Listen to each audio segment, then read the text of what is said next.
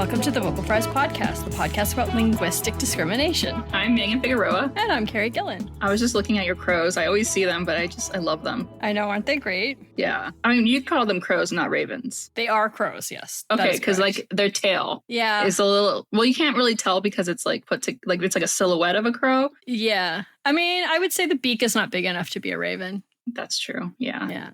I've been thinking a lot about crows and ravens because there was just a silly thing on, I think on Blue Sky or Instagram where people were like, you better know your Halloween decor. So it was like a crow versus raven. So like you can tell the difference.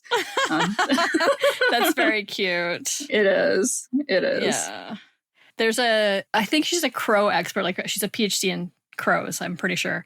And she always talks about the differences between crows and ravens and shows you the sizes and yeah. Well, their calls are so different. Like it's pretty like obvious when you hear them side by side. Yeah, for like the ones that are in North America, but I don't know if it holds up with other crows, That's right? true. Yeah. So also ravens can sound like crows if they want. Of course they can, because they're perfect.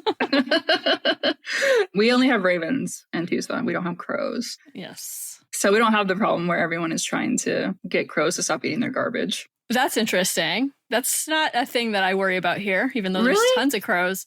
Yeah, no. If I'm going to worry about anything, it's going to be the trash pandas. Fair. Yeah. That's funny because I was like Googling crows, as I do. And like in Japan in like 2019 or 2021, something like that, they like actually created this crow controller thing, or I don't know what they called it, but it made aggressive crow sounds every time they would come near like the dumpsters to make them fly away. Because they became such a problem. Huh, okay. Interesting. Yeah, like the only thing that I can think of that's even close to equivalent is in Toronto. They keep trying to design better garbage cans for households for putting out into the streets because of, again, the raccoons, the trash pandas. Because they knock them over getting into them. And Yeah, they're the problem. I mean, I'm sure crows can be a problem. I have not encountered this. Yeah, maybe it's those non-North American crows. Yeah. Huh, interesting. I mean, speaking of crows, 'tis the season, spooky season. 'Tis the season. It's their season.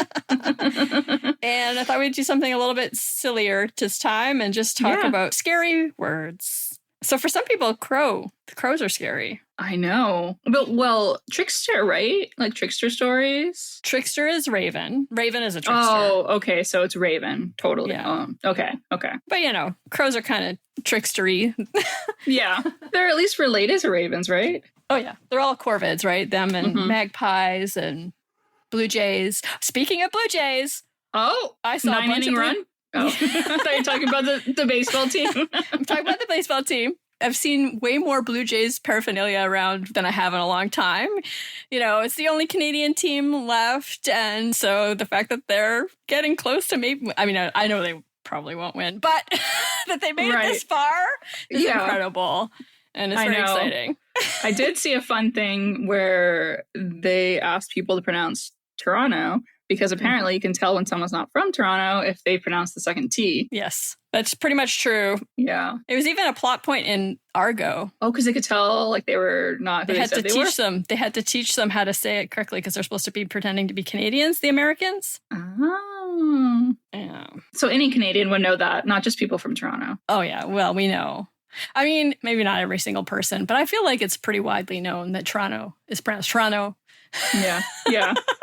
Except if you're like on the radio, then people will say Toronto sometimes. Like your dad, like a radio broadcaster? Yeah, like I've definitely on CBC, people say Toronto, but I'm like, it's Toronto. Everyone knows it's Toronto. Yeah. Anyway, so scary words.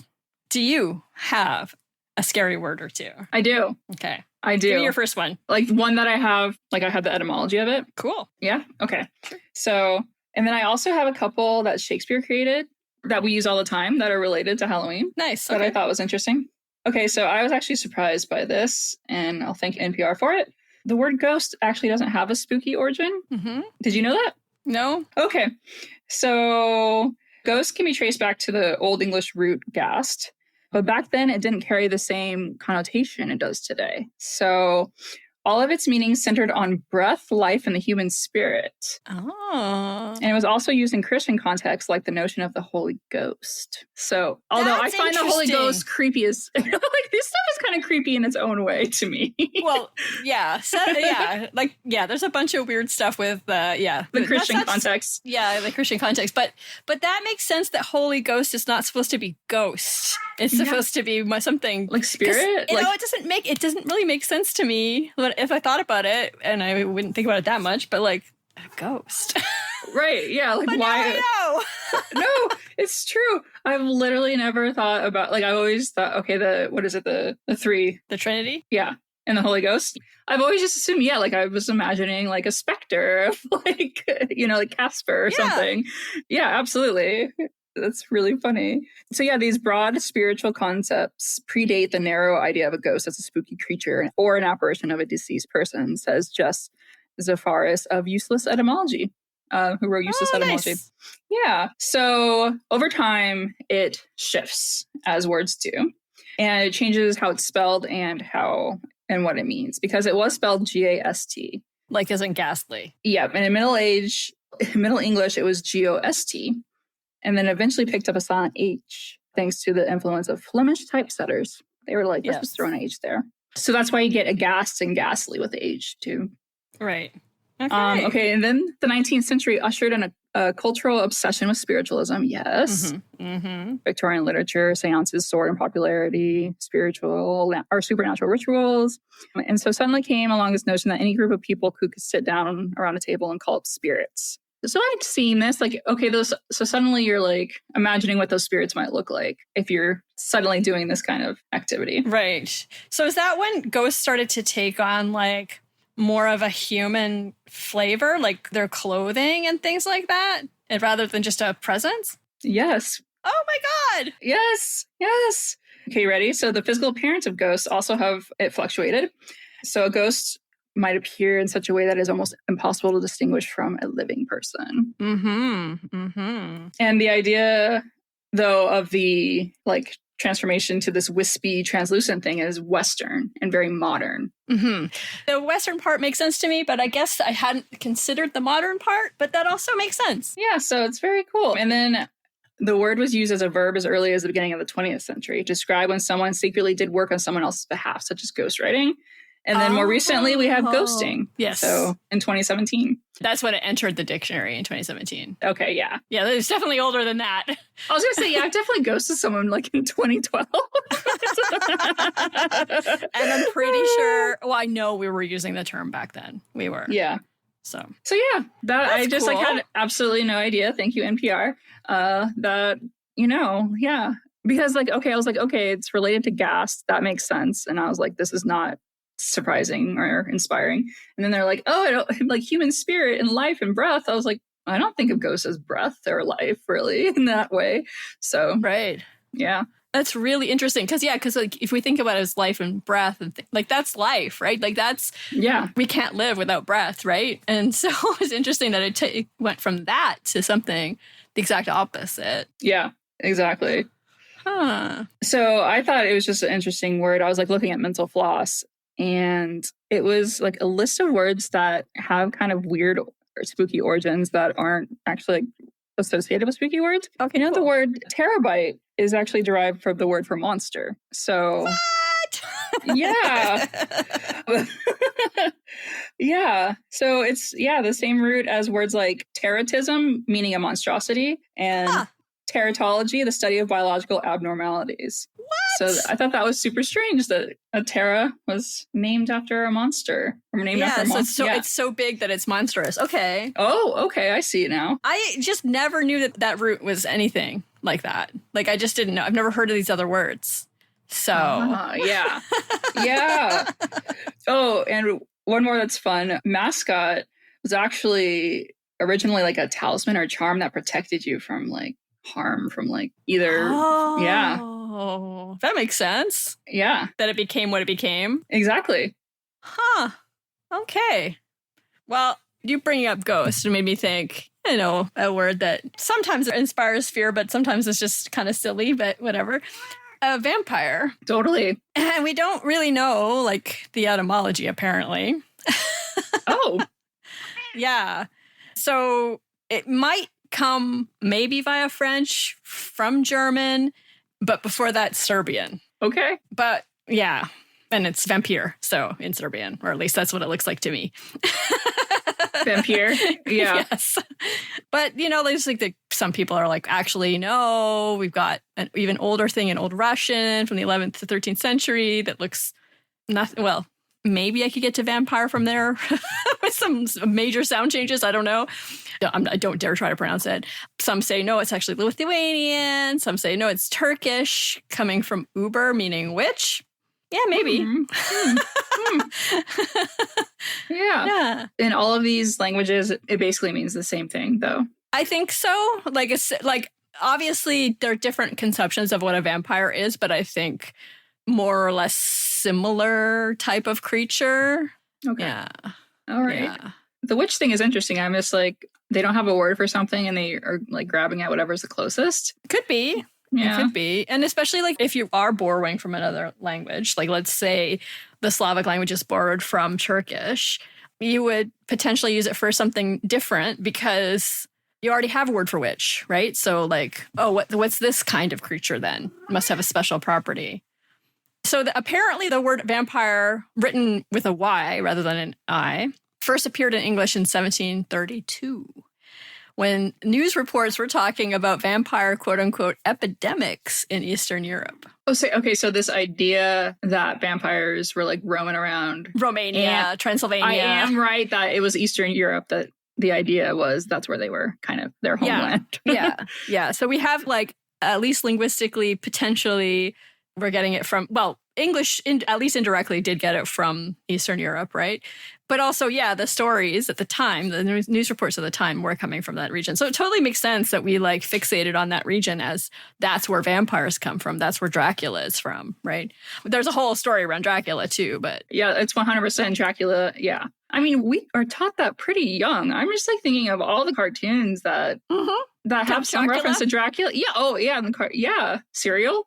Totally. Which is funny because it's supposed to be this but we get kids here in North America, we get kids into Halloween really young. So it's not like we're trying to protect them from spooky things. Like it's like part of, it's good. Like you said at the beginning, it's kind of like silly too, right? Was there ever anything that really scared you? Like any kind of that thing? Okay, two things. And it was around the same time. So I was 11 years old. My sister, who is younger than me, but is braver than me, wanted to watch a horror. So my parents thought, you know what?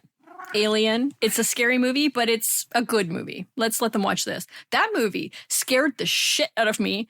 My sister and brother, I think my brother, who's even younger, I'm pretty sure that both of them continued watching the whole movie. I was like, when the creature burst out of the guy's chest, I was like, I'm out. Really? Uh-huh. Do you think it's because it was that human person that was like, it felt then like it could happen to any human? Or like, is that the connection? I don't know. Made it super scary? I mean, anxious people, I think, have a harder time with horror. Like some people use it as a way to get less anxious, but that just never works for me. I do. It never works for me. Yeah. So, I don't know. It just terrified me. And then I had nightmares about it for months. And I also simultaneously had this weird ear thing where I had too much wax in my ear. So like there was some sloshing going on and I was convinced it was the alien sloshing across the floor to get to me. Oh no.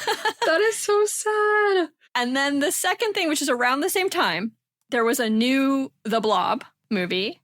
And they had the ads for The Blob on TV. And those ads scared the shit out of me. So like you weren't like, I gave you permission to show me this. You were just like assaulted with them on the TV. Yeah. Yeah. So, yeah. Horror has always been a little bit hard for me. Like, I can watch some horror, but like, I don't know. Some of it, I can't do. And I hate jump scares. And like the creature coming out of his chest is kind of a jump scare. Oh yeah. How about you? What was your scariest? The chupacabra. Oh yes, hands down. It was third grade when it really hit me. So what is that, like 7? Where I thought that I saw it. My school there were fields surrounding it. So I was convinced it was like tracking me, and it was in these fields of high grass. It's like the chupacabra is going to come. And the funny thing is that my dad never told me that story to scare me. It was just like from cousins, like, Yep. you know, so like my dad didn't mean for me to be scared. Like that wasn't really our relationship. But no, of course it's going to come up in like Mexican culture. Yeah, so that was terrifying. Otherwise, like I really wasn't afraid of like Western type horror things. I really like as a teenager watched a ton of horror and read a bunch of horror. And yeah, I think it's like, okay, this like makes me feel a little bit calmer because I'm like in control and I'm like exposing myself to something that, you know, it's my intent to do this or whatever, instead of like being assaulted by the world, which is so anxiety inducing. So yeah. So one other word that I was thinking of, which I had no idea where it came from. I just associate this word with Lovecraft. Eldritch. Yes. Eldritch. So according to Merriam-Webster anyway, it is strange or natural, especially in a way that inspires fear. Oh, okay. So here's an example of pre-Lovecraft from Robert Louis Stevenson. And the woman whose voice had risen to a kind of eldritch sing-song turned with a skip and was gone. Why does that sound creepy to me? Right, because of the original meaning is probably something more like fairyland. Elfrich, not eldritch. It was elfrich originally, supposedly. And so the things that are elves are supposed to be kind of scary. Like the elves and fairies are they're basically the same thing. They're supposed to be a little bit scary, right? They can do mischievous things, they can do really harmful things, but also sometimes they're helpful. So it's like they're a bit of a mixed bag. But their fairyland is also supposed to be very pretty, I think, like people dancing and things. Like, so I think it's kind of on the edge of like whimsical and scary. And so when Lovecraft took it, he was like, no, I just mean this only in the scary way. It's funny because when I read books and they describe fairyland, it's always as if a human gets to fairyland, like the dancing and stuff, like you're hypnotized or you can't control yourself. So like there's always this like evil element to anything that happens to a human. And it's definitely a double-edged sword at best for a human. Yeah. You know? Right. Yeah. So, by the way, as I was like looking at things, like the Merriam-Webster has like a top lookups, which I'd never seen before. And like some of them are the same as they were when I looked up a few hours ago. For example, fascism. Yeah. Yeah, I'm glad. Good job, everyone, for wanting to learn more. But some of them are very different from like when I was looking. So for one of them is try. One of them is Oh, invagination is back. That was up high when I first looked. And I was like, invagination. What? Yeah. Invagination is an act or process of invaginating, specifically the formation of a gastrula by an infolding of part of the wall of the blastula. What? What? And why is that trending or being looked up? I don't know. And like, there's an example from the web. I guess they have these automatically, like they compile when things come up. They were like, oh, take that. And then it's from the Arizona Republic about an ASU student, a former student. Like, I love this. I absolutely love this. I did not know. So kudos, Merriam-Webster, for adding this, because I'm like learning some things. Is the third lookup right now. Determiner is number 4. Really? That's so interesting. And it like tells you about what's going on in the world. Yeah. So speaking of, since, you know, it is scary words, I do think we should talk a little bit about fascism. Yeah. I mean, my assumption is that it's like, what is it, like the early 20th century that it came around? Or is it like earlier than that? Oh, I think, okay. Like I associate fascism with Mussolini, like as the first person to be in power, right? Who is a fascist. But apparently he's not the first person to introduce the fascista, the Italian word. And just for, you know, a lot of people already know this, but the word fascio literally means bundle or group. Like figuratively it means group. Oh, like fascia? So, is the word fascia related to it? Oh my goodness, you're making me look up stuff. I feel like no, because it doesn't have the well, maybe it does. No, let me see. Oh, yes, it does. Okay. No. Okay. It is from Italian, but it means a band or bandage. Okay. So it's just, I guess, just accidentally looks the same. Yeah, it does. Oh, it looks almost the same. I guess it's just the feminine version of the mask. Yeah, anyway, whatever. Apparently they're different. People can tell us otherwise if they wish. Yeah. But at least since 1872, fascio has been used or was used for labor and agrarian unions. Okay. And a political coalition in 1914 was formed called Fascio Rivoluzionario d'Azione Internazionalista. Apologies for my terrible Italian. Revolutionary Group for International Action. And they were on the side of they wanted to be on the side of the Allies. So, like, not obvious. Well, I guess in 1914, World War I was a little bit murkier. Everyone was bad. Right. But they weren't obviously, like, fascist, I would say. Right. So, but anyway, Mussolini was involved in that. So maybe that's where he got the word. And he was like, let's call us fascists, right? And it's interesting because, like, you think of, like, a bundle of sticks. Like, you think of a union. You think of, people coming Absolutely. together. Sorry. Kitty. So, yeah, you think, oh, strength and numbers or whatever. But instead, fascism is... Yeah. I know. And, okay, so why do you think that people are looking it up now because they maybe had an understanding of the word from, like, history class, and now they're like, what does it really mean? Or is it just, like, a complete lack of knowledge of the word fascism? It could be a bunch of things. I'm sure some people had never really thought about it or heard about it before because not everyone gets a very good education, right? Right. Some people have heard about it, but they're probably like, wait, what does it really mean? Like, am I a fascist? Am I not a fascist? Like, where am I?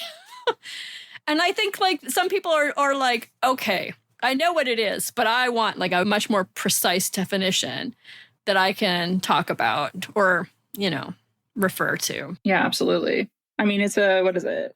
It's a domestic terrorist designation now, thanks to an executive order. You to mean be the anti-fascist? anti-fascist? Yeah. Yeah, well, to be Antifa or whatever. Have they said all anti-fascist yet, or is it still just Antifa, which is not really... They say anti-fascist, I believe. Oh, do they? In the executive Okay. order, yeah. Okay. Yeah. So, yeah, that's really saying something, right? Like, we're fascists. Shut the fuck up. It's terrifying. I just got a little glimmer of hope because I see ailing as the top look up right now. I'm like, is something going on? Oh. Yeah. So are there any, like, sort of, like, non-spooky words that scare you? Is there any word for having, like, an aversion to a certain word? You mean like the moist effect? Yeah. Is there an actual word for it? Probably. It's like the opposite of ASMR. Yeah. Well, and there's a word for if you don't like the misphony. Is that? Yeah. Yeah, misophony. I'm not sure how you pronounce that word, actually. Yeah. Let's look it up. Yeah. Misophonia. Misophonia. Okay. Yeah. Misophonia. Yeah, that's it. Why, do you have one that comes to mind? No, I don't. I feel like there is something, but I cannot put my finger on anything. There are definitely, like, words that trigger a rant out of me, a rant trigger, but like a rant trigger. But like what? Well, yeah, if people start talking about AI in ways that I'm like, no. So is it like artificial general intelligence? Does that make you? Yeah. Like, first of all, what does that even mean? Secondly, no. I am by no means a Neil deGrasse Tyson fan, right? Right. But so I saw this TikTok where someone asked him, are we going to go to space in my lifetime? Basically meaning, like, are we really going to be spending time in space, right? Not just like a few people going to the moon or whatever. And Neil deGrasse Tyson says, no, absolutely not. His reasoning had more to do with the cost of it and just like no one is willing to pay this much money just because, like, it would have to be for like geopolitical reasons that it would actually happen. But I was like surprised he didn't bring up it's really like we can't live in space. Like, living on Mars would be basically impossible. Like the levels of radiation, the lack of like, where would you, like, you would have to live underground and this, anyway, whatever. I was surprised he didn't bring any of the technicalities up, but he is, I think, correct that no one's going to spend that money. There's no reason to. Right. Yeah.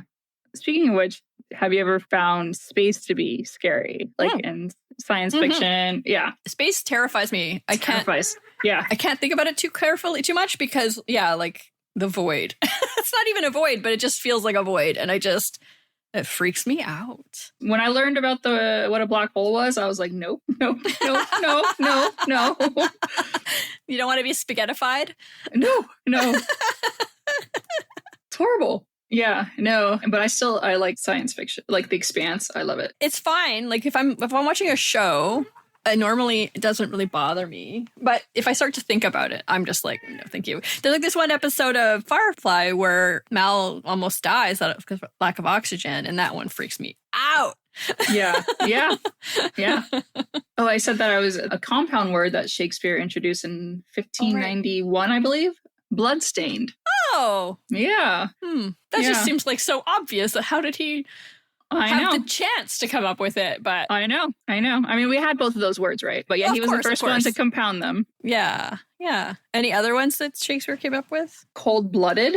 Oh. And that might be the compound again. Well, yeah, but still. Hunchback. Oh, yeah. Possibly fortune teller. I would want to look that up. But I mean, I could maybe see that. Fortune teller being? Yeah, I don't know. I mean, we had other words for it. Remorseless. Oh. Shipwrecked. Huh. Yep. Yes, quarrelsome. I I believe that 100%. That feels very Shakespearean. Well, no one made me have this quarrelsome priest. Yes. Yep. Foul-mouthed. Huh. And arch villain? Baddie, calling someone baddie. Are we the baddies? Wow. Yeah. What is it like? It's a pretty big number of the words that he either coined or compounded anew or. Yeah, I have no idea. I know it's a lot. Yeah. That he's credited with, but I don't know. Huh. There's also a couple of other like more uncommon words that I don't hear that much that, when I was just like looking for, scary words. Charnel. Okay. I've definitely heard it, but I don't think I know what it means. It's a repository for the bones or bodies of the dead. Also sometimes called a charnel house, which I think that's probably how I've heard it. It's like the compound there. It also could mean a grave or a cemetery, but I think it's usually referring to the place that you keep bones. Is that something that still exists? Yeah. I mean, I don't know if like people are actively using it or not, but they certainly exist.